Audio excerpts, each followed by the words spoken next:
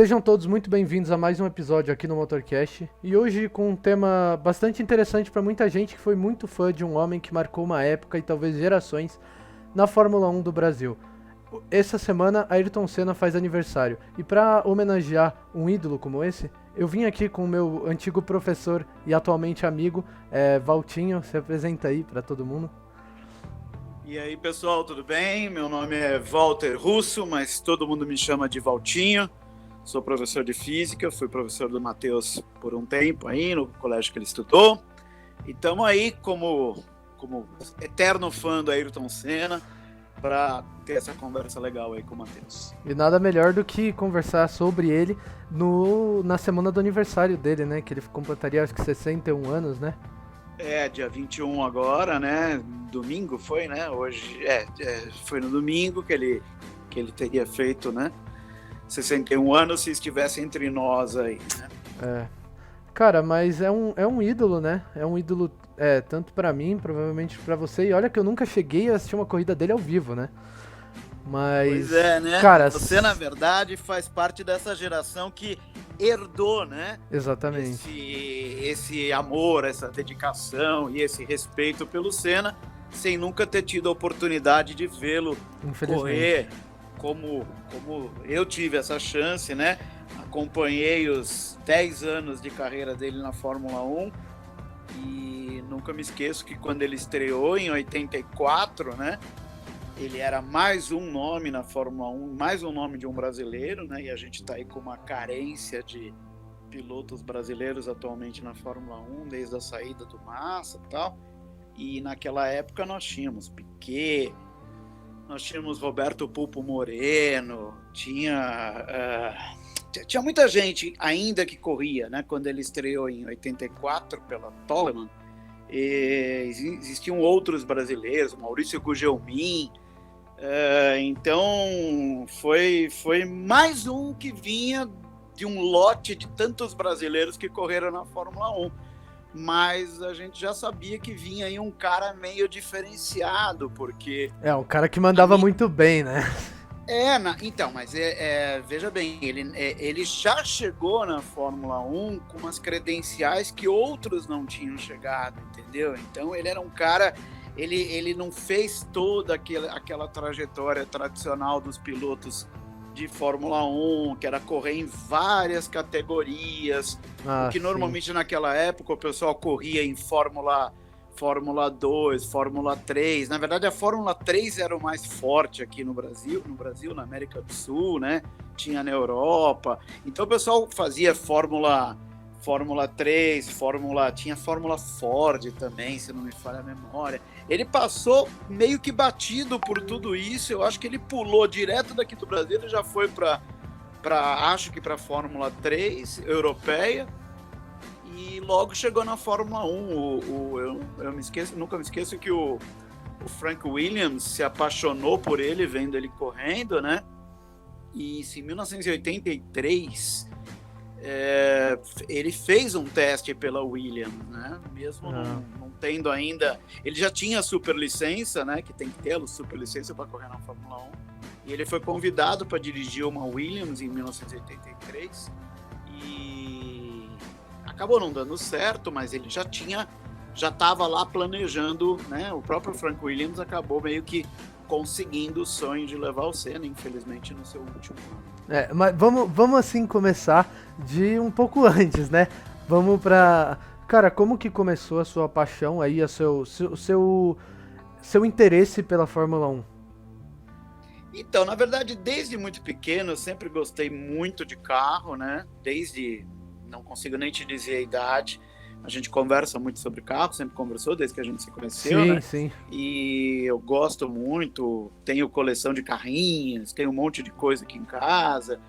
E quando eu era pequeno, quer dizer, o que eu gostava mesmo era de ganhar carrinho, né? E eu comecei a assistir, não era uma coisa muito comum assistir Fórmula 1 no Brasil quando eu era muito pequeno. Muito pequeno eu digo 6, 7, 8 anos de idade, né? Isso ainda no final dos anos 70, né? E mesmo tendo o campeão, como era o Emerson e tal, mas eu não era muito chegado. Eu comecei a assistir Fórmula 1 em 1980, né, com o Piquet. O Piquet começou a ganhar muita coisa. Mandava bem também, aí... né? Oi? Mandava muito bem também, né? Mandava muito bem. Um grande tricampeão, assim, né? Apesar de muitas coisas que se criaram em relação a você é fã do Senna, então você não é fã do Piquet. Isso é uma bobagem, entendeu? Eu torcia para todos. O cara era brasileiro, eu torcia, entendeu? Então eu comecei a assistir de verdade, assim, seguindo, não perdendo corridas, desde 1980. Em 81 o Piquet ganhou o primeiro título dele, aí eu fiquei mais fiel ainda à Fórmula 1, né? Então eu tava assistindo tudo, independente, nem existia o nome de Ayrton Senna nessa época. Mas quando ele chegou, e aí não é um fenômeno comigo, foi um fenômeno meio que brasileiro. Aquele carisma dele foi se desenvolvendo de tal forma que todo mundo queria. Quando ele entrou em 84, não sei, né? Você me perguntou como é que eu comecei a gostar. Até 84 eu gostava de Fórmula 1. Depois de 84 eu me apaixonei pela Fórmula 1. Sim. Porque você deve conhecer a história do famoso Grande Prêmio de Mônaco. Sim, sim. De 1984, né? Eu não sei se você ia ter uma pergunta específica em relação a ele, mas ele foi talvez o maior marco para mim. Ele ficou conhecido como Rei de Mônaco, não ficou? Correu na chuva, não porque foi? ele ganhou 6 corridas, mas em 84 a coisa foi... Ele era um garoto que estava no ano de estreia na Fórmula 1, correndo com o pior carro da Fórmula 1, que era o Toleman. Toleman, assim, ele entrou na Toleman porque era melhor entrar na Toleman do que ficar fora das corridas, né? Não foi porque, não tipo... tenha dúvida, ele abraçou a oportunidade que deram pra ele. Mal sabia que ia parar nos top de linha, né? Eu não sei a palavra, o termo mal sabia, eu não sei, porque ele era um cara que ele sabia que ele era muito bom, mas Sim. ele não tinha, óbvio, era um garoto, era um cara que estava chegando na Fórmula 1, ele até que começou tardiamente na Fórmula 1, ele estreou com quase 24 anos, hoje tem garoto aí, você vê que tem garoto que estreia com 17, com 18 anos na Fórmula 1. Naquela época, ele começou com o Verstappen, por exemplo, né? O Verstappen começou com 17 anos na Fórmula 1, né? Agora o Senna começou com 23, numa equipe muito ruim, em termos de qualidade de carro. Porém, é aquela coisa, né? Aquela conjunção de fatores, sorte mais talento, né? Sim. Ele, nesse grande prêmio de Fórmula 1 de 1984 em Mônaco, tava uma chuva, começou assim, no começo, acho que começou já a corrida com chuva, mas a chuva foi aumentando, e todo mundo não, mas um monte de gente derrapando, batendo, não houve nenhum acidente grave, mas água, né, não tem jeito, e Mônaco, dizia o Piquet que andar de Fórmula 1 em Mônaco é a mesma coisa que correr de bicicleta dentro de um apartamento, né? E o Piquet foi muito feliz nesse comentário, porque é isso mesmo, é dificílimo. Agora você imagina andar, né? Então pegar chuva aí nessa história, então é andar de bicicleta, correr de bicicleta dentro de um apartamento todo molhado. Do apartamento, né? Quando sua mãe está lavando o chão. Exatamente, cheio de sabão. Né? Então, o chão da cozinha. Exatamente. Só que o talento dele na chuva era algo tão fora, mas tão completamente fora da realidade. Ele era um cara completamente imbatível na chuva. Ninguém ganhava de Senna na chuva, entendeu? Então o que aconteceu? Ele começou a passar um atrás do outro. E fofocas aí, né? Na verdade não é bem fofoca, é uma verdade isso. Os grandes nomes da Fórmula 1 naquela época, principalmente, além do Piquet e tal, era o Niki Lauda, que acabou sendo campeão naquele ano, em 84, e o Alain Prost. Alain Prost que correu com ele na McLaren. Correu alguns anos com ele na McLaren. O bicampeão, né? Foi o Alain Prost é tetracampeão. Tetra, né? Achei que era bicampeão. Não, ele ganhou 2 títulos, acho que na McLaren, mas ele foi tetracampeão.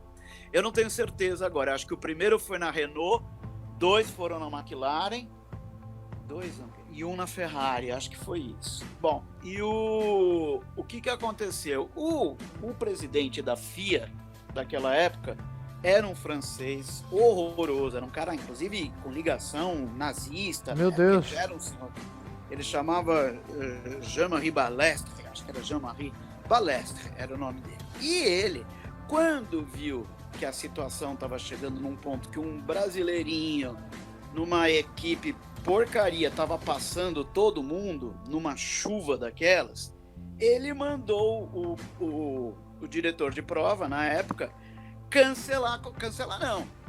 terminar a corrida.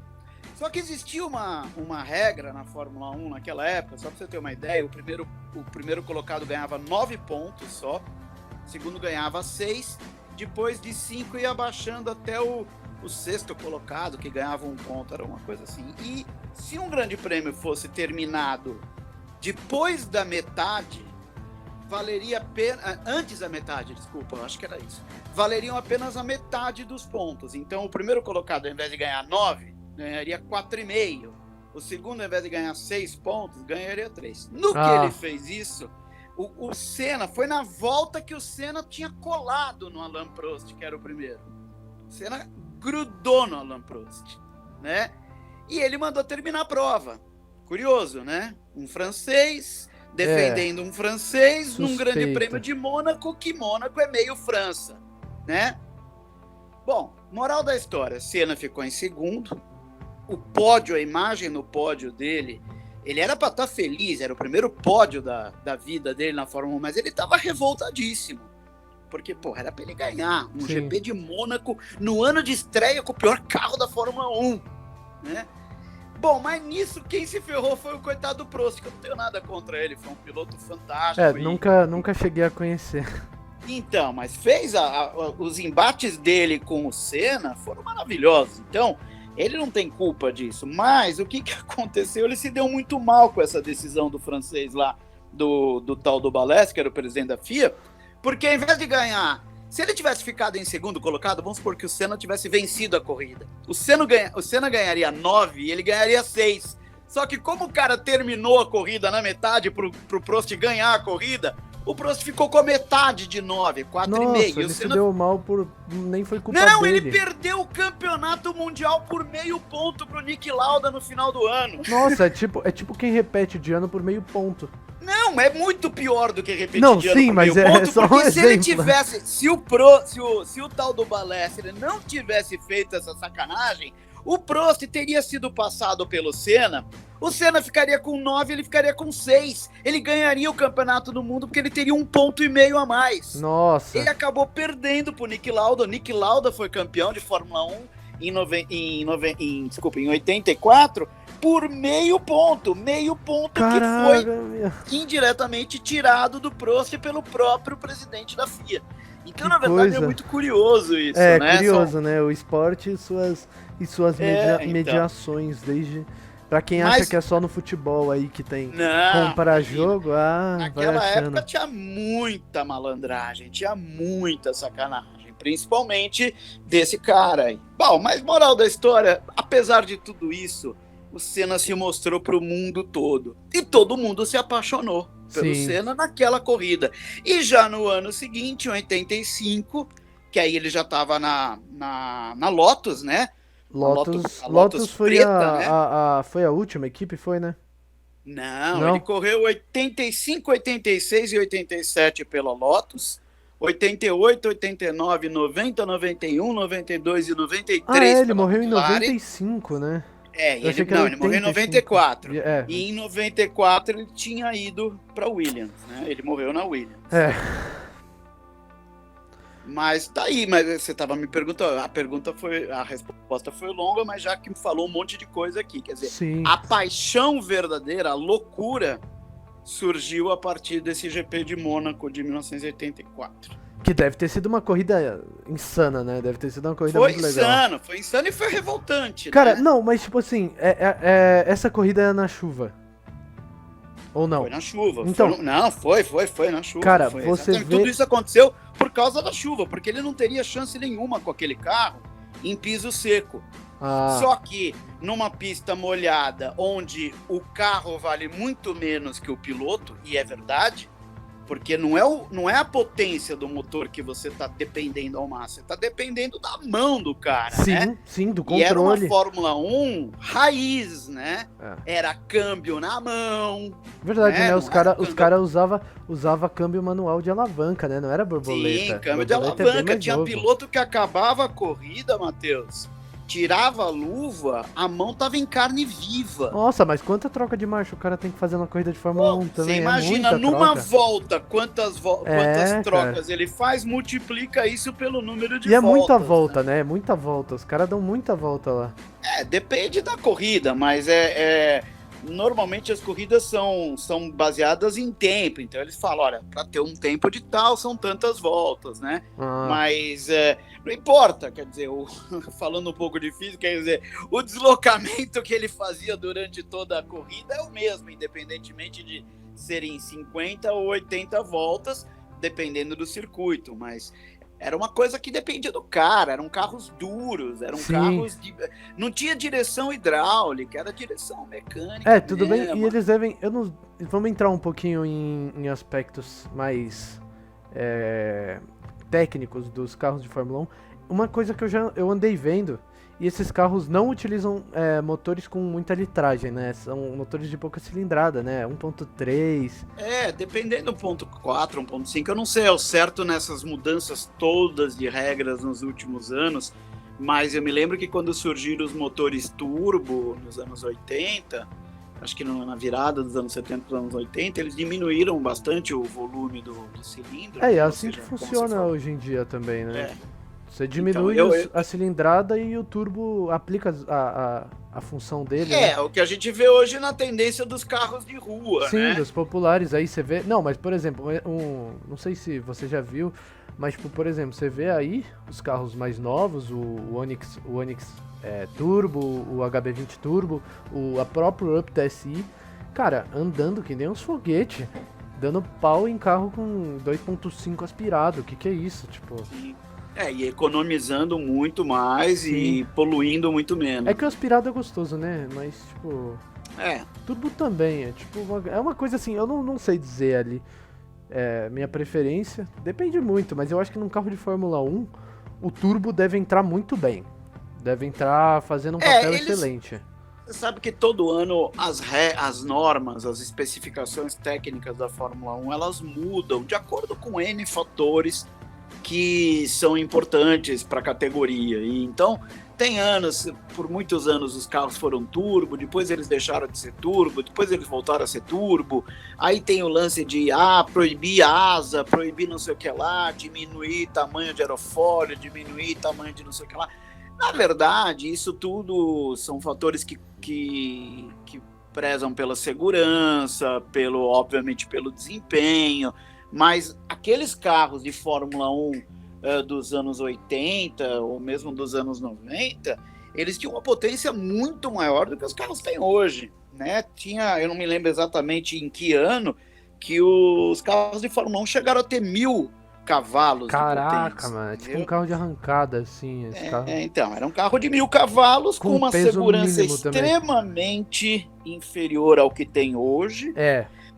Se você tivesse, né, isso é uma coisa que vem muito na cabeça das pessoas, é um questionamento muito comum. Se você tivesse hoje se você tivesse naquela época a segurança que se tem hoje, a boa parte dos pilotos de Fórmula 1, que morriam muitos pilotos, principalmente nos anos 60, 70, começo dos anos 80, esses pilotos estariam vivos, eles não teriam morrido. O próprio Senna, se ele tivesse... Se tivesse um airbag ali, talvez a roda não tivesse batido na cabeça dele. Não, mas se tivesse o halo, por exemplo, né, que é esse dispositivo que criaram há uns 3 anos, que é aquela coisa meio feia que fica no cockpit, que parece parece uma viseira, né?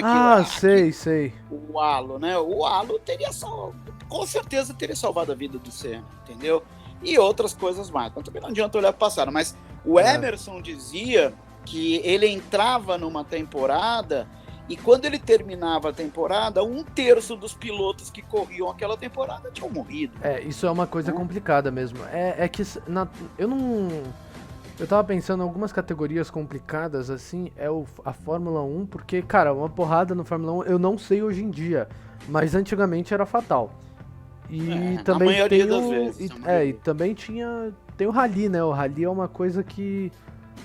O problema do rally é que é muito rápido, né? E a maioria das curvas acaba no barranco. Então, tipo. Eu não entendo muito de rally, mas pelas imagens que eu sempre vi, é uma coisa bem arriscada, principalmente para quem assiste, né? Sim, os caras ficam na borda. Se metem lá no meio para assistir e de vez em quando voa um carro em cima delas. Isso acontecia muito. Se você colocar lá no YouTube acidentes da Fórmula 1 antiga, você vai ver muitos acidentes de carros que subiam, passavam o guardrail, que era meramente uma faixa de metal lá, e decolavam e caíam em cima das pessoas que estavam da plateia, entendeu? De quem estava assistindo lá as coisas. Então morria. Tem filmes que falam sobre isso, que mostram que tinha um acidente que morreu o piloto e mais 25 pessoas, Sim. entendeu? É interessante pra galera que gosta, que se interessa pela Fórmula 1, tem um documentário que é uma série, eu não sei se você já viu, Valtinho, na Netflix, se chama Fórmula 1, F1, né, Drive to Survive, que em português é Dirigir para Viver. Agora tá já na terceira temporada, se não me falha. Parece bem legal. Eu não sei se tem algum filme sobre o Ayrton Senna, de fato, assim. Não duvido, mas certamente mas citado... Né? Você tá perguntando pra mim se existem filmes sobre o Ayrton Senna? Isso. Sim, existe. O próprio filme, o filme Senna, né? Existe um filme que chama Senna, né? Que a gente não tá com o vídeo aqui, mas eu tenho ele aqui na minha coleção. É um filme maravilhoso. É um documentário, mas é um documentário com cenas fantásticas, sabe? É muito legal. E fizeram muitos filmes sobre... Filmes não, né? Documentários sobre a vida do Senna, desde a morte dele, mas esse é o oficial, sabe? Uhum. E estão falando, até publiquei há pouco tempo lá nos stories do meu Instagram, que a Netflix está produzindo um filme sobre a vida do Ayrton Senna. Nossa, né? Isso vai ser legal, né? Os filmes da Netflix são bem legais, assim, quando eles fazem o filme direitinho, bonitinho. Eu acredito que eles não vão... É óbvio que eles têm uma qualidade, eles têm um investimento muito grande, eles não vão botar tudo a perder fazendo um filme mal feito. Sim, né? E se eles fizerem um filme mal feito sobre o Ayrton Senna, cara, você pode ter certeza que vai ter uma legião de gente atrás deles pra consertar. Porque, cara, é muito fã. Eu tenho certeza que se eles forem fazer, né, que eu não sei, esse projeto com história de pandemia, acho que ficou tudo meio em suspenso, mas... Sim. Eu tenho quase certeza que se eles forem fazer, certamente vai ser algo de uma qualidade tremenda. E, cara, se você parar pra pensar, é muito legal, assim, que uma das maiores lendas do automobilismo nasceu na nossa cidade. A gente mora em São Paulo, é terra do Ayrton aqui. Tipo, nasceu na Zona Norte. Sim. Mas, cara, muito legal isso. É tipo um cara que eu não conheci... Só vi por vídeo, por corrida, mas é um cara que, até pra quem não conheceu, provoca um carisma, não é? Ele tinha isso, era uma coisa que também fez com que ele conseguisse uma legião enorme de fãs aí, é que ele sempre fez questão de mostrar que ele era um cara comum, como qualquer outro. Ele era um garoto, não era de uma família milionária, era de uma família com bens, mas... Não era um cara milionário, o pai não era, né, a coisa mais... Ele tinha uma fábrica e o pai deu, quando ele tinha, acho que 4 ou 5 anos de idade, essas coisas eu não lembro exatamente a data. 4 anos, que ele ganhou o primeiro kart dele, né? Isso. Um motor de cortador de grama. Isso, exatamente, com motor de cortador de grama. E aí foi, entendeu? E ele era um garoto normal, tanto é que até ele chegar na Fórmula 1, ninguém... que não fosse do meio, e aí eu me incluo, porque eu não sou do meio, eu sou simplesmente um fã, simplesmente um fã da Fórmula 1. Eu nunca tinha ouvido falar em Ayrton Senna. Sim. O que ele tinha feito antes da Fórmula 1 só foi conhecido depois que ele se tornou famoso. Então ninguém sabia que tinha um carinha que chamava Ayrton Senna, aqui de São Paulo, que corria de kart, que era muito bom, que foi para uma categoria na Inglaterra. E ele foi tão bom nessa categoria, Matheus, que o autódromo de Silverstone, que é um autódromo muito famoso na Inglaterra, Durante o ano que o Senna correu lá, que foi antes da Fórmula 1, o autódromo ficou conhecido como Silverstone, porque ele era Ayrton Senna da Silva, é. Ficou conhecido como Silverstone, porque ele ganhava tudo. Que maneiro, que maneiro. Então era o autódromo de Silverstone, por causa, né, na época ninguém chamava ele de Senna, né? O pessoal pegava o último nome dele para, então ele era o Ayrton Silva e ficou Silverstone, né? Ficou assim, né? Na brincadeira popular ficou Silverstone, porque o cara detonava, corria lá e ganhava, não importava com quem ele estava correndo, ele ganhava, né? Caramba. E ele era um garoto normal. Sempre foi um cara muito simples, era um cara que eu nunca conheci pessoalmente, mas conheço gente que o conheceu e que ele era super simples, que atendia super bem as pessoas, os fãs, sabe? Então, só exemplo bom, sabe? Era um cara de boas maneiras, era um cara que não entrava... Eu não gosto muito de falar essas coisas, mas eu tenho muitas restrições a chamar as pessoas de ídolo, entendeu? Acho que como ídolo é uma coisa muito profunda para você pegar, como por exemplo acontece no futebol, qualquer um é ídolo. O cara é ídolo, depois é preso num cassino no meio da pandemia. Sim, exatamente. Ele é um ídolo. É o ídolo. Ídolo pra quem, o cara pálida? Não é ídolo nada, é um mau exemplo, entendeu? O cara pode jogar bem futebol, o cara pode ser bom no que ele faz, mas ele não é um bom exemplo. Então, bons exemplos não podem ser considerados ídolos. E o Senna tinha isso. Ele era um cara que ele era muito bom no que ele fazia. E era um cara que tinha toda uma ética, toda uma questão, sabe? Ele não tinha comportamentos inadequados só porque ele era o maior do mundo, como foi por muitos anos. Né? Então eu acho que isso sim é um ídolo.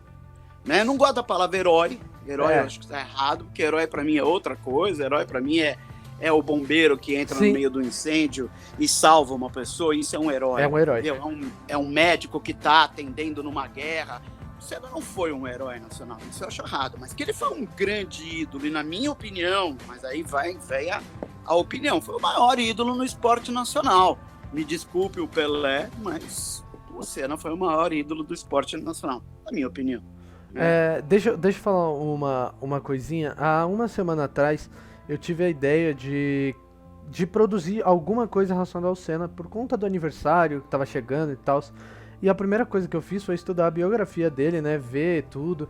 E, cara, eu descobri um negócio, na verdade isso eu já tinha descoberto há um tempo, que o Senna ajudou no desenvolvimento de um carro japonês lendário chamado Honda NSX. Sim, sim. Que, cara, essa história é muito maneira, né? Você que é fã de carros esportivos japoneses, adoro. Né?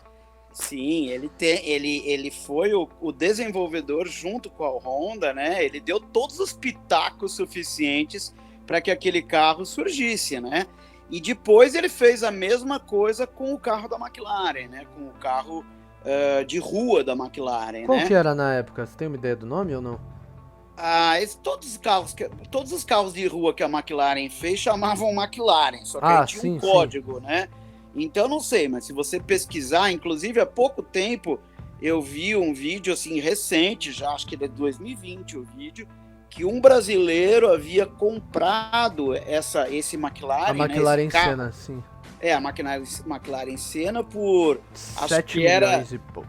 Era 6 milhões de dólares. É uma grana, é um nordestino até que seria comprou, mais de 30 e tantos milhões de reais ele pagou numa McLaren Senna, acho que era cor de laranja, alguma coisa assim, linda demais. Eu até citei esse carro no vídeo que eu fiz. Ele não foi ao ar ainda, mas é um dos carros. Então veio um spoiler aqui. Veio, mas eu esqueci que eu não tinha postado, porque eu já fiz ele faz tempo. Aí, cara, é o carro mais caro rodando atualmente no Brasil. Né? Então, eu imagino, porque, 30 e tantos milhões de reais. Eu não sei, não é pra qualquer na verdade. Né? Nem o Senna poderia ter um carro desse. Não, mas espera, a McLaren Senna, ela custou, a McLaren Senna custa pra trazer do Brasil 7,2 milhões de reais. Reais ou dólares? Reais. Então, mas eu vi um vídeo onde dizia que o cara tinha pago 6 milhões de dólares. Eita, E eu mas não sei se então não aquela foi, McLaren então não foi Senna essa tinha... McLaren, eu acho. É a não nova? sei se A essa nova? McLaren Senna em particular tinha algum detalhe, se o Senna testou aí especificamente, se ele entrou naquele carro. Então, mas você tá falando de um carro antigo ou de um carro novo? Não, pior que eu tô falando de um carro novo, então não sei. Realmente não sei te dizer, Matheus. Não, Esse é um detalhe que eu não... É que essa McLaren, a McLaren Senna, cara, é muito maneiro que é uma homenagem ao Senna, né? E ela representa ali o jogo Forza Horizon 4. Depois você dá uma olhada. É um carro lindo, é esplêndido de bonito.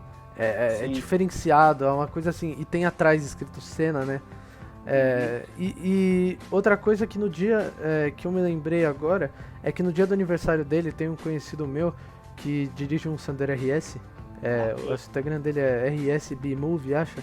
Ele comprou um adesivo transparente, cara, eu achei muito maneiro. Adesivo transparente, escrito Ayrton Senna, a assinatura dele, sabe? Sim, esse adesivo é muito comum. Cara, que maneiro. Você pode mano. comprar ele em qualquer. Existe a loja dos produtos da Ayrton Senna oficial, entendeu? E você pode comprar esse adesivo. Nos anos 2000, depois da morte dele, até eu ainda vejo muito, tem muito carro adesivado com esse adesivo. Eu colocaria, cara, achei muito legal. E tem outra coisa também que eu tava refletindo esses dias. E cara, com a história do Ayrton, sabe eu não sei se você já assistiu, mas eu identifico muita semelhança entre o Ayrton Senna e o filme do Speed Racer. Você já assistiu esse filme? Vi. Eu assistia quando era criança, eu assistia o desenho. Não, mas eu tô falando do filme, não, assim, é muito mais... Eu sei o filme. Na verdade, Matheus, pra te falar, sendo sincero, eu não gostei do filme porque eu achei, assim, na minha cabeça eu tinha aquela imagem do Speed Racer, do desenho animado, de quando eu era criancinha. Então sempre dá um certo choque para quando você vai ver um filme. Eu gosto muito do ator que interpretou o Speed Racer, ele é um cara muito legal. Mas eu achei o filme em si, eu achei meio sem graça. Tenho ele aqui, porque eu gosto tudo dessas coisas relacionadas a automobilismo. Tenho filme, assim como eu tenho outros filmes que tem a ver com automobilismo. Claro que o Speed Racer não é um filme, não é um filme que fala, é um filme, é uma ficção, é uma obra de ficção, mas nunca vi nunca me passou essa comparação que você tá fazendo aí. Aquela comparação de tipo assim, sabe, um piloto pequeno que se destacou muito, que tinha, que foi, né, muitas vezes manipulado por empresas grandes, assim. Tipo, cara, que ele se superou no final, sabe? Isso aí, aquela explosão do personagem. É umas coisas, algumas semelhanças que eu achei, assim. Mas, tipo, não é nada que... Eu tenho certeza que não foi feito em homenagem, nem nada. Mas, tipo, não, até porque a história assim. do Speed Racer é antiga, muito anterior, né? A história do filme do Speed Racer, né? Do personagem Speed Racer é muito anterior ao surgimento do Senna, né? É uma série, né? Um desenho dos anos 60, né? Dos anos 1960, quando o Ayrton era uma criança ainda, né? Sim. Mas...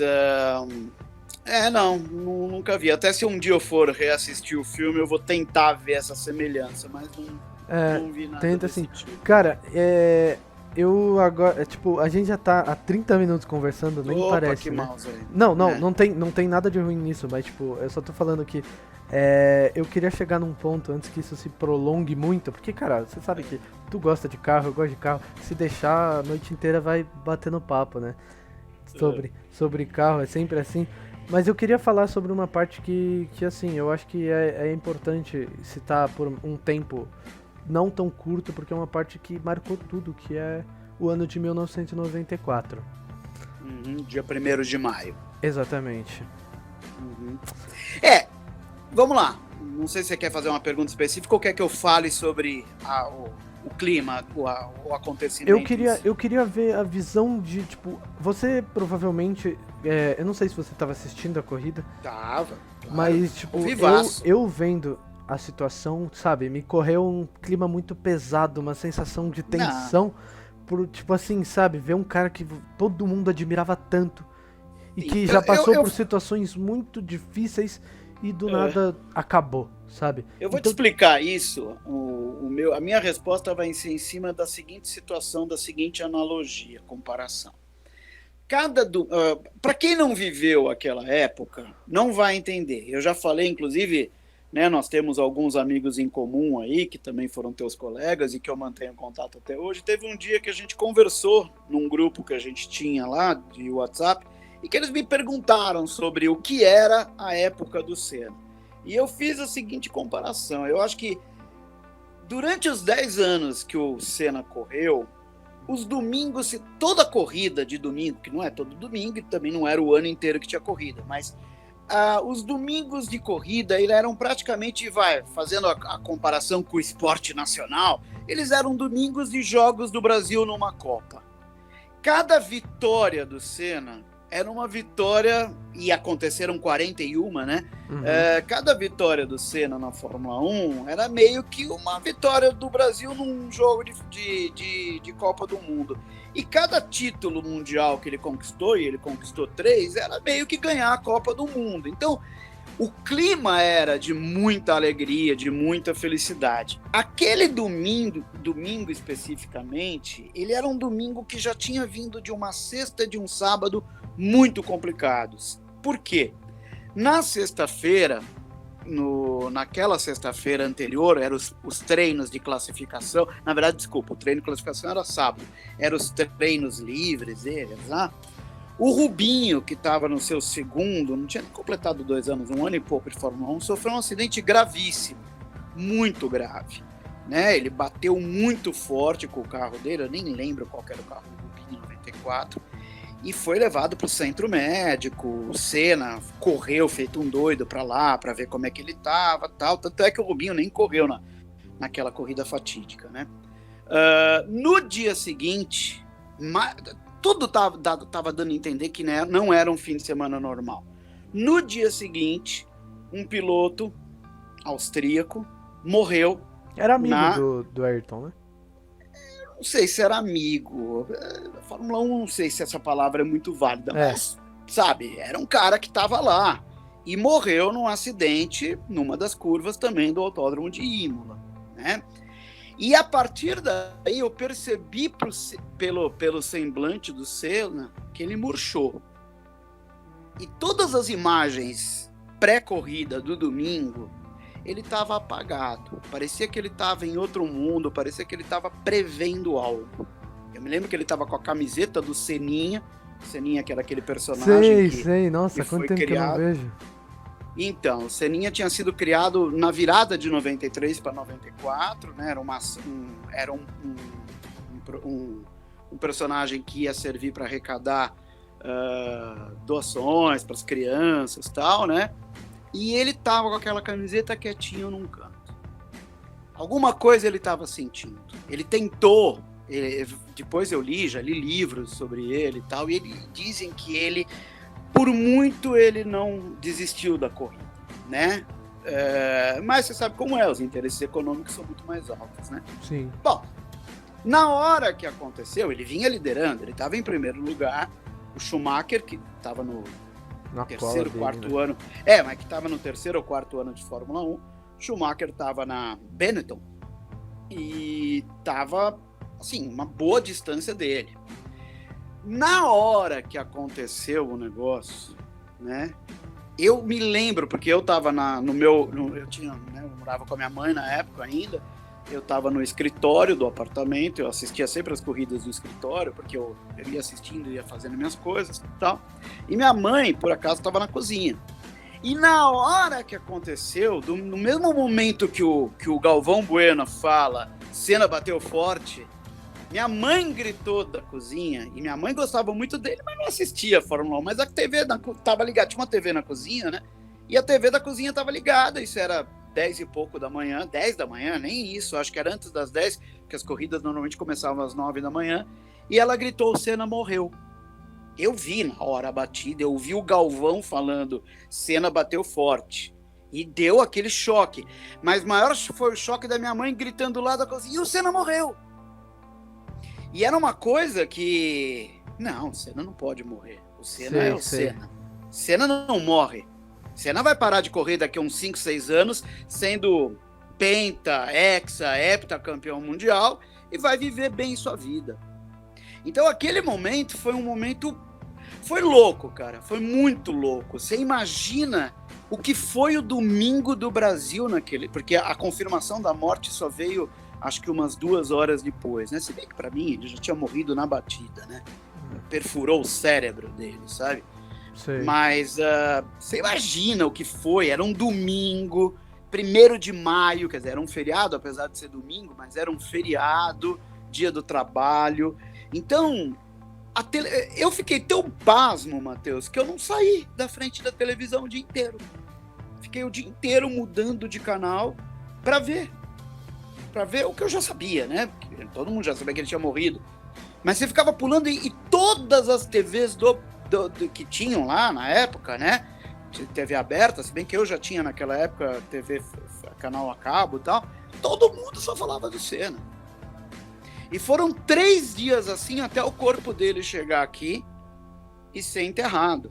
Foi aonde que foi enterrado? Teve um enterro no de Morumbi, 20 e poucas horas, no cemitério né? Oi? Teve um enterro que durou o dia inteiro, né? Não, o velório durou o dia inteiro, o né? velório, sim. O corpo chegou na manhã, o corpo chegou no Brasil, chegou aqui em São Paulo, foi para a Assembleia Legislativa, que é aqui no Ibirapuera, que inclusive eu fui ver. E ficou até o dia seguinte, quando seguiu pro cemitério. E, na verdade, esses 3 dias eu dava aula no Poeridomos, na época eu era um cara bem novo, assim. Ninguém teve aula, Matheus. A gente não conseguia dar aula. Aluno chorava o tempo todo. Cara, é muito louco isso. É um carisma que, cara, parece que você perdeu algum amigo, louco, né? Porque era o cara, parecia que era o cara, o teu colega que tinha morrido, entendeu? Sim. Parece que é aquele cara que você conviveu. Você imagina um adolescente naquela época, com 15, 16 anos, que viu 10 anos do Senna correr, ou seja... Porque não é que nem hoje, Matheus. Hoje quase ninguém vê Fórmula 1. Eu sou ainda dos poucos, né, que sobraram aí, que ainda sou fiel à Fórmula 1. Naquela época todo mundo via Fórmula 1. A gente teve uma vez, eu me lembro que eu tinha aula aos sábados no Poeridomos e tinha o treino de Fórmula 1, o treino da corrida do Brasil, do GP Brasil.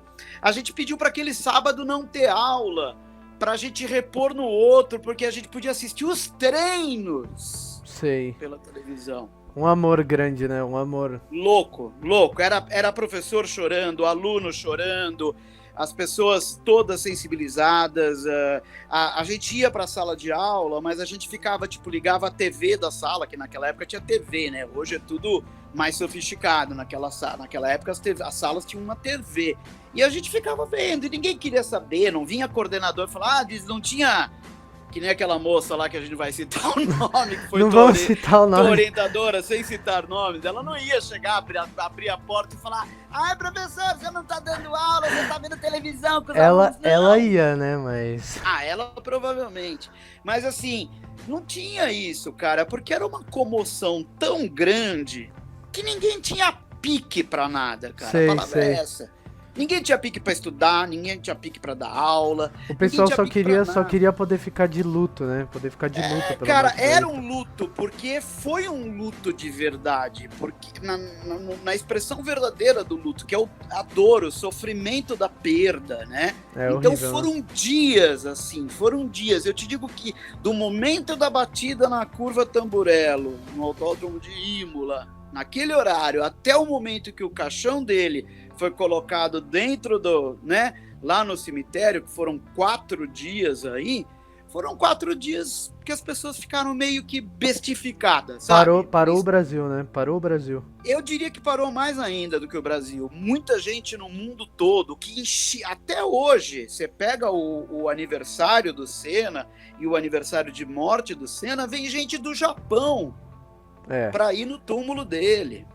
É um fenômeno muito louco, né? Muito louco. Como que um cara mexeu tanto com uma nação, com um mundo, né? Uma nação de amantes. E, cara, você pega... Assim, a gente que é jovem, a gente gosta, mas a gente não sente na pele o negócio. Pra quem assistiu a batida da curva, que sempre me foge o nome na cabeça... Tamburello. É uma sensação, cara, que...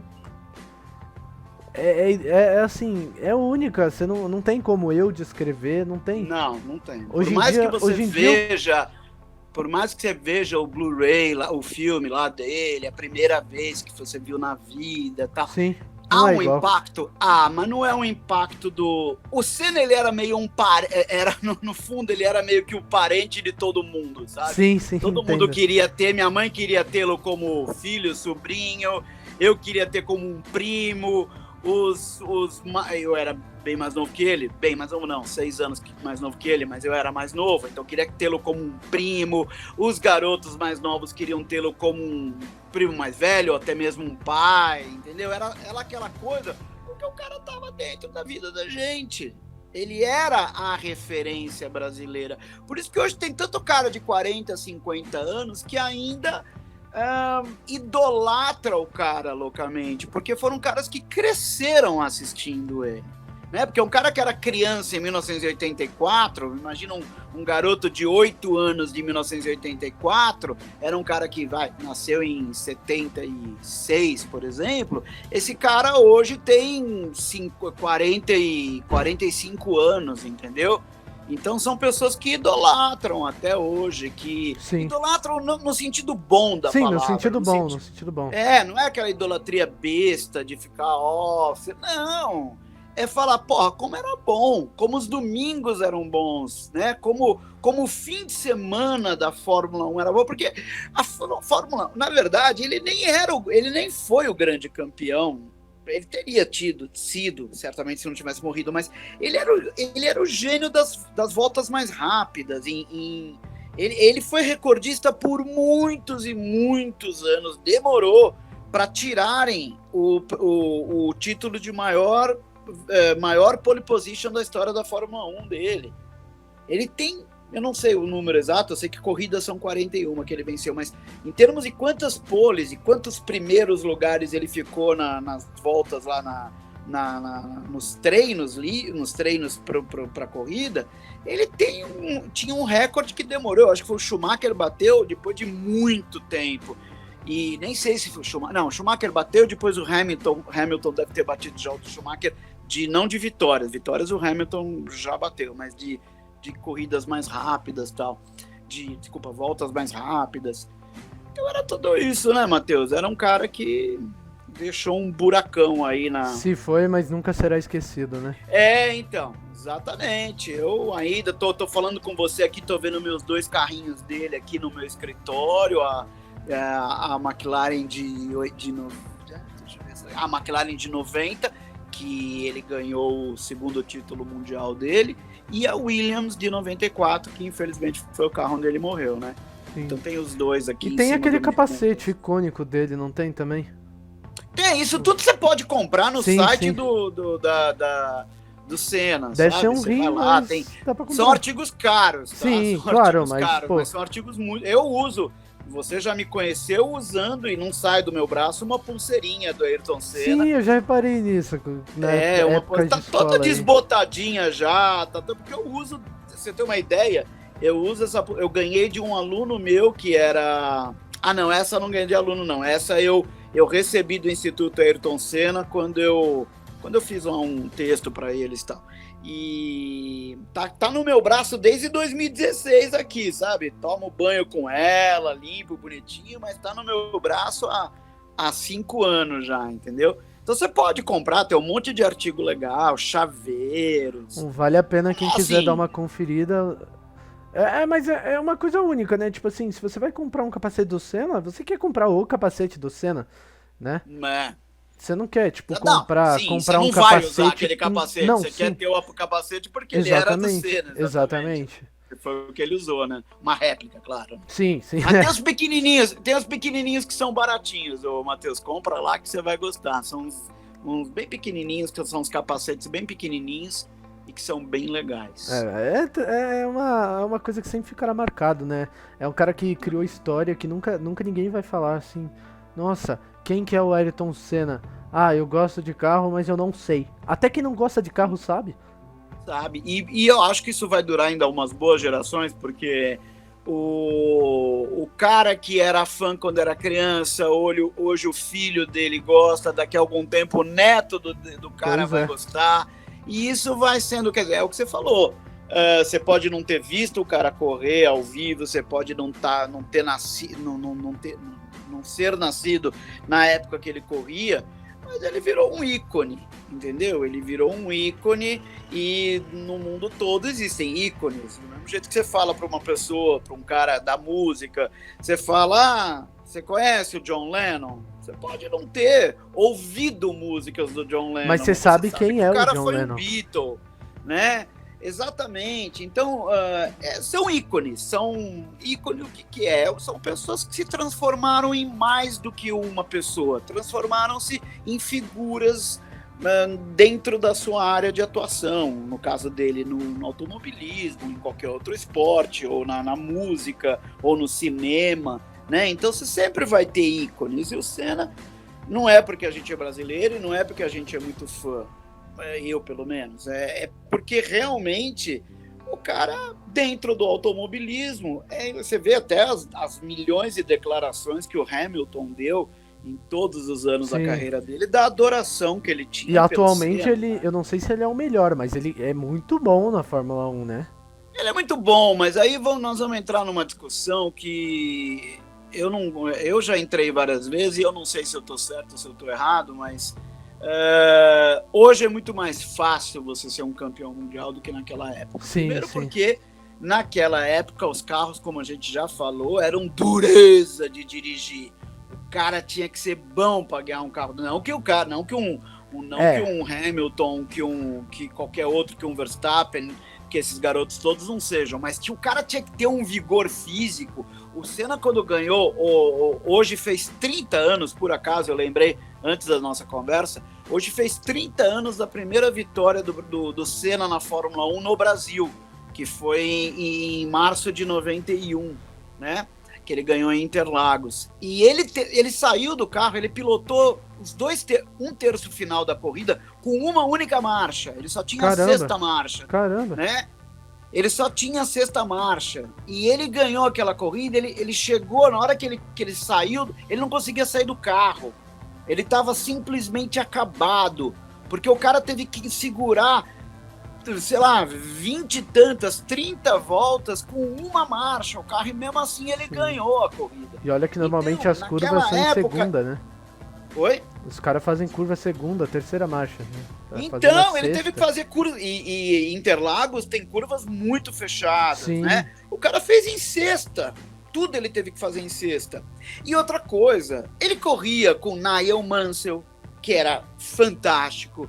Ele corria com Alain Prost, que era maravilhoso.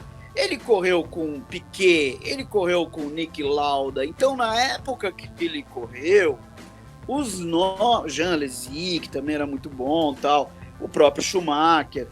Hoje, eu sei que tem muito cara bom, mas se a gente desse, que é uma coisa impossível de se fazer, se a gente desse as mesmas condições que Senna e esses caras antigos tinham para esses caras de hoje, eu acho que as coisas seriam diferentes, entendeu? Não sei, eu não sou campeão mundial pra falar, né? Mas, então, por isso que eu falo. Mas não realmente, sei, as tecnologias inovaram muito, deixaram a pilotagem mais simples. Por exemplo, usar o câmbio na borboleta é uma coisa que facilitou muito. Facilitou muito mais do que uma alavanca de câmbio. Imagina assim, beleza, vamos pensar um câmbio manual, você utilizando ele no dia a dia, mas ainda existe uma chance, mesmo que você experiente ou não, ainda existe uma chance de você engatar a quinta marcha no lugar da terceira. Sim. Existe uma chance de você reduzir na segunda ao invés da quarta. Existe uma chance. Exatamente. E o índice de quebra de um câmbio manual é estupidamente maior do que de um câmbio automático. Sim. Então o cara destruir um câmbio manual durante uma corrida naquela época era muito grande. Outra coisa, carro não quebra mais. É muito difícil você ter na Fórmula 1 carro quebrando. O cara sabe, o cara faz uma bobagem e bate, o cara escorrega, fica na brita, não sai mais, o cara barbeirou, sei lá. Agora, naquela época, não. Então quebrava, literalmente quebrava, né? Quebrava. Você via o próprio Senna, quebrou muitas vezes. Penúltima volta, o cara com 1 minuto de vantagem, que é outra coisa que também não existe mais. O Senna chegava a dar 3 voltas de vantagem. Caramba. Nos caras que estavam atrás dele, sabe?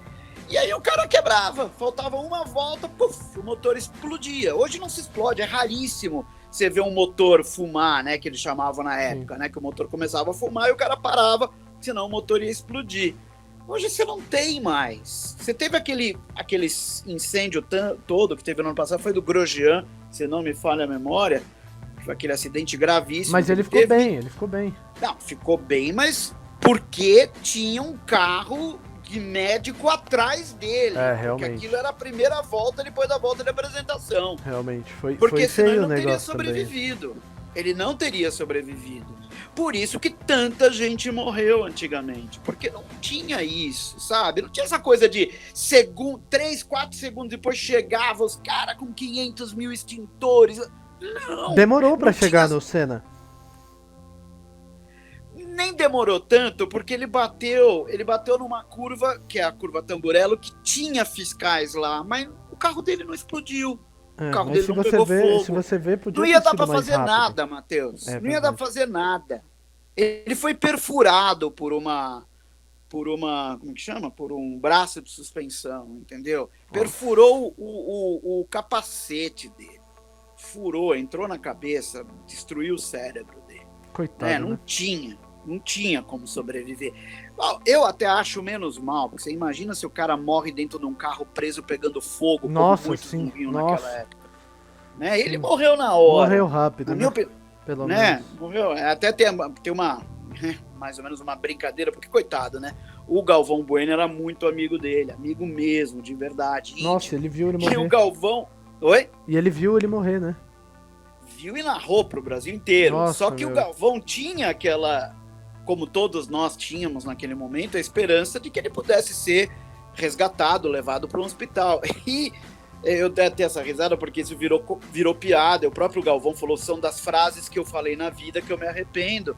Mas o corpo humano, quando você está mortalmente ferido, mas ainda o cérebro está dando umas últimas faiscadas de eletricidade, o corpo humano tem movimentos. E a cabeça do Senna dentro do carro dele, se você for rever as imagens do acidente, da Globo, porque a imagem era gerada para o mundo todo, a cabeça dele se move logo depois que o carro já está parado e que os primeiros fiscais estão chegando. E o Galvão fala, coitado, eu falo, coitado, o Galvão tem milhões de defeitos, mas nisso não, era a esperança dentro dele. Ele falou assim, Senna mexeu a cabeça. É uma frase que ficou muito famosa, né? E, na verdade, foi um movimento involuntário. Foi um movimento involuntário do momento efetivo da morte, entendeu? Vários neurologistas conversaram depois com as pessoas, falaram na televisão, não, que é o momento que o cérebro parou definitivamente de funcionar, entendeu? Que tristeza, né? Foi muito. Fatalidade, uma fatalidade, mas é aquele negócio, ele se foi num acidente trágico, mas ele sempre será lembrado no mundo do automobilismo. Senão nós não estaríamos falando disso. Exatamente. Depois de 20 quase 26, quase 27 anos, né? Pois é. Mas sempre será lembrado por mais gerações e com certeza no futuro eu contarei para os meus filhos sobre Ayrton Senna. Com certeza contarei para meus sobrinhos, contarei para meus primos, contarei para todo mundo, que nem eu conto para todo mundo mesmo. Então, cara, foi tipo, assim, foi uma honra receber você aqui. Fico feliz por você ter Vamos ver se as pessoas ouvem tudo, né? Que tá grande. Tá, né? Grande, o negócio tá muito. Grande, mas Ayrton Senna eu tenho certeza que vai ter uma galera até aqui. Se você tá até aqui, muito obrigado por sua presença. E o Valtinho, ele fala bastante, mas o cara é bom, Você pode contar comigo quando você quiser falar de assuntos que eu entendo. Valeu, pouco, Valtinho. né? Porque automobilismo tá longe de ser o assunto que eu entendo, tipo, que eu gosto mais. Já a física, né? Não é nem a física, cara. É uma banda de rock aí, mas tudo bem. Sei. Mas valeu, Valtinho. Espero que vocês que estão assistindo tenham gostado. E se você gostou, deixa seu like. Segue o Valtinho lá também no Instagram. Pode seguir no Instagram, é Walter Tramp com W, né? Walter Tramp, tudo junto. Tramp não é Trump do presidente, pelo amor de Deus. É Tramp com A. É Tramp. MP, de uma banda que chama Supertramp. E no Facebook, também pode me achar também como Professor Valtinho, tem meu canal no YouTube. O cara é bom, Valtinho, o cara é bom, o cara é bom.